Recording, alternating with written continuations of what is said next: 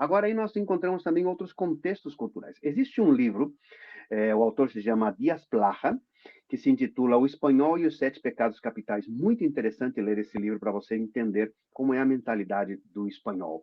E o espanhol ele tem sérias dificuldades, eu digo isso porque até hoje eu tenho amigos espanhóis. Eu volto a frisar, Glauber, que toda a minha formação eclesiástica, na verdade, é espanhola. Eu trabalhei com espanhol, eu tive o privilégio de servir a dois presidentes de convenções na Espanha. Tive o privilégio de estar do lado deles, pastoreando a igreja com eles, aprendendo com eles. Tive o Amém. privilégio, pela misericórdia de Deus, de ser professor na faculdade de teologia da Assembleia de Deus, ali em La Carlota, no sul da Espanha. Tive o privilégio de trabalhar com eles, então a gente vai entendendo um pouquinho a mentalidade deles. Então, o que acontece nesse processo?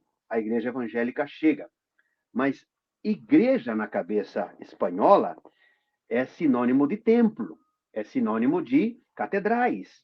E a Espanha, por certo, tem muitas catedrais. Então, isso na cabeça dele. Aí você convida ele para vir para a igreja evangélica. Ele chega, é numa garagem. Aí ele fala: não, isso não é uma igreja, porque na cabeça dele, ainda que talvez ele não queira nada com a religião, mas foi impresso na mente dele o que é uma religião. Então, para ele, a aparência do templo é muito importante.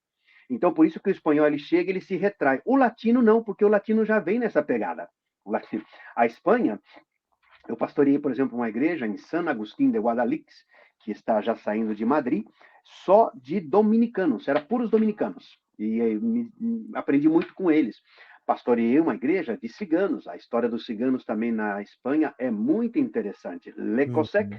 é um francês que recebe uma chamada de Deus para trabalhar com os ciganos na Espanha. Então, a igreja Filadélfia, que é a igreja dos ciganos na Espanha, começa com um francês chamado Le Cossec. Le Cossec recebe a revelação de Deus e hoje nós temos o que foi, naquele então, o maior movimento evangélico na Espanha, que é a igreja entre os ciganos. Haja em vista que, quando falamos de alcance, como o Glauber bem mencionou agora, não era considerado se uma igreja dos ciganos, e com todo respeito, sem desprezá-los, os amo e trabalhei com eles, mas se tivesse numa cidade só uma igreja, que era a Filadélfia, não era considerada alcançada. Por quê? Porque eles são dirigidos completamente autóctonos à sua etnia Uhum. cigana.